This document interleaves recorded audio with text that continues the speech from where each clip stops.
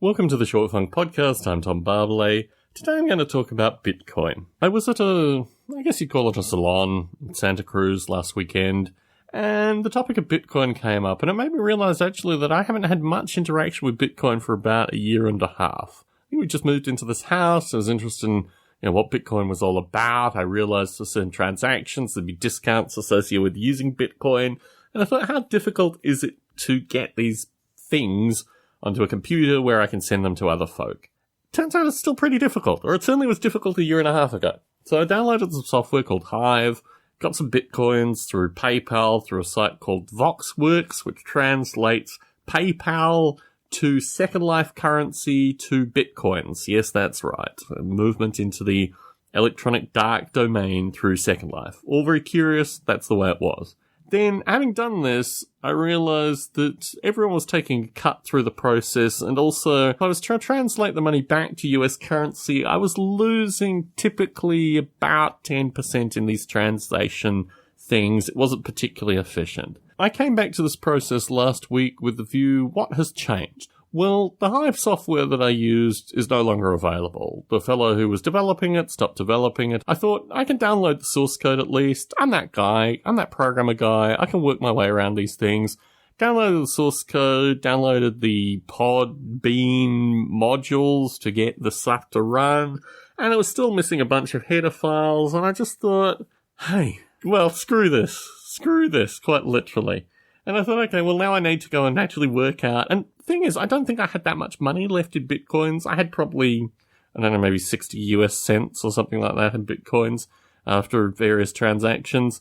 So I didn't really lose a lot, but I just thought, how boring is this that my wallet software is now out of date? It had a whole series of saved wallet files, which I thought might be universal, might be able to be picked up by other packages. No, not able to be picked up. So downloaded new source code, downloaded new software, went back to VoxWorks and realized actually their margins had increased, so it was going to be even more costly for me to move PayPal to Second Life currency to Bitcoin.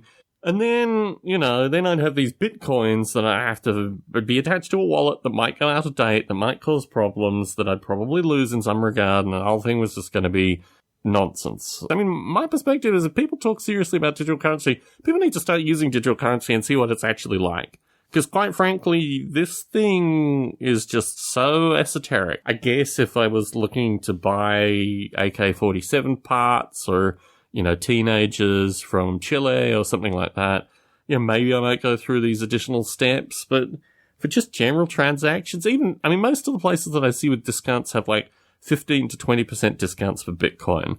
Well, that's roughly what you lose through all these nonsense steps.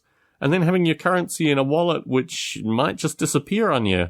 Hey, well, the issue with Hive specifically was that they used an old version of Java, which was no longer compatible with my system. I mean, this kind of nonsense open source is dealt with at some level. You'd hope. Some open source is dealt with at some level. And thankfully, as a producer of open source software that doesn't require all these additional hoops to jump through, well, things go out of date anyway. I mean, you've still got to maintain it. But when I was saying a certain percentage of these transactions was lost, this Hive guy, the guy that developed this Hive wallet software, was one of the individuals who was actually skimming through this process. So if it's not worth your while to write Bitcoin software where you're skimming, a few percentage points off every transaction, I don't know. My perspective, every time I interact with Bitcoin, just reduces. It seems less and less likely to be the revolutionary currency that everyone's talking about.